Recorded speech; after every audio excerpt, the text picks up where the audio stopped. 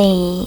In front of me is iPhone 13 Pro Max, and today I would like to show you how you can manage automatic text correction on this Apple smartphone. First of all, open Settings. Then scroll down and choose General. Following that, you need to click on Keyword section over here. And then click on this green sweater next to autocorrection. After that, as you can see, automatic text correction is disabled. In order to enable it, click on the same no gray sweater.